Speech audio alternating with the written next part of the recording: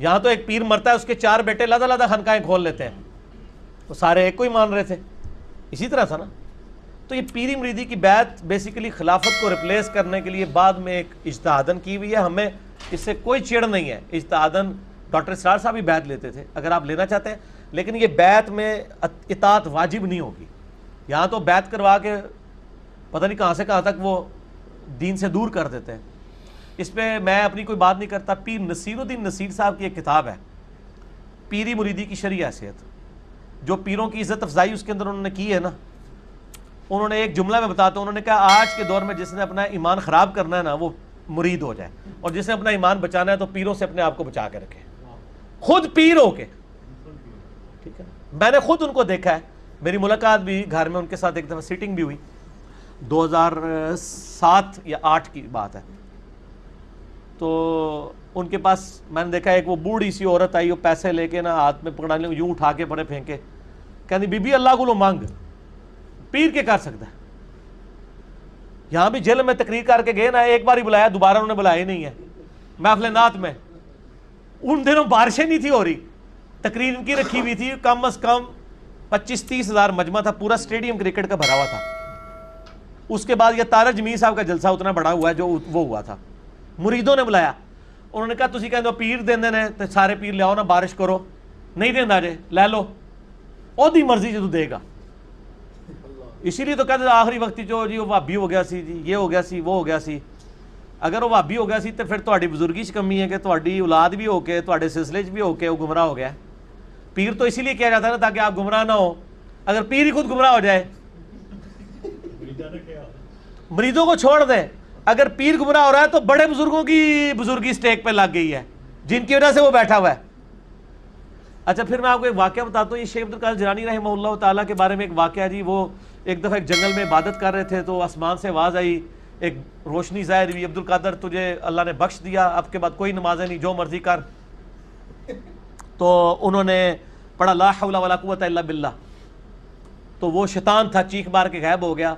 شیخ عبدالقادر جیلانی نے کہا کہ نمازیں تو نبی کو معاف نہیں تھیں، میری کیا حیثیت ہے؟ تو جاتے جاتے اس نے کہا کہ شیخ عبدالقادر جیلانی تیرے اس مقام پہ پہنچے ہوئے 70 اولیاء اللہ میں نے بہکا دیے ہیں اسی بات کے اوپر، تو اپنے علم کی وجہ سے بچ گیا ہے۔ تو انہوں نے کہا یہ تو نے دوسرا وار کیا ہے، میں اللہ کے فضل کی وجہ سے بچا ہوں۔ یہ اللہ اکبر، اس واقعے کی میں انجینئرنگ کرنے لگا ہوں کہ سر وہ جو 70 غوث تھے جن کو شیطان نے اوندھا منہ کر کے دوزخ میں پہنچایا ہے، ان کے لاکھوں مرید کدھر گئے؟ 71 چوں ایک ہی بچیا جے، 70 نو تو شیطان لے گیا جے۔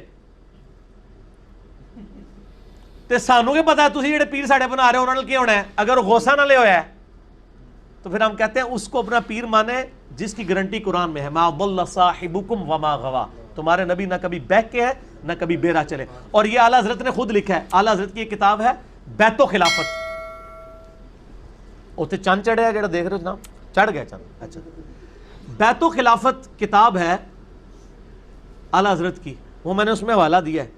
اس میں انہوں نے لکھا ہے کہ یہ جو بایزید بستامی کا قول ہے نا، جس کا کوئی پیر نہیں، اس کا پیر شیطان ہے، یہ محض باطل ہے۔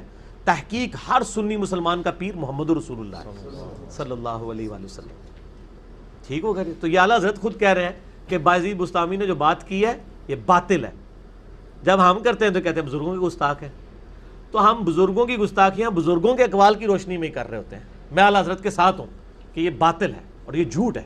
جو کلمہ پڑھ لے، پھر قرآن میں تو بیعت آئی ہے اللہ کی، سورہ توبہ میں آیا اللہ تعالیٰ نے مومنین کی جانیں اور مال جنت کے بدلے میں خرید لی ہیں، اس بیعت پر خوشیاں مناؤ۔ سر جب میری بیعت ہوئی ہوئی ہے اللہ سے اور اس کے رسول سے صلی اللہ علیہ وآلہ وسلم، تو میں چھوٹے موٹے پیر کیوں پڑھا جنہوں نے منو روٹی دے کے تو پالنا پہ جائے؟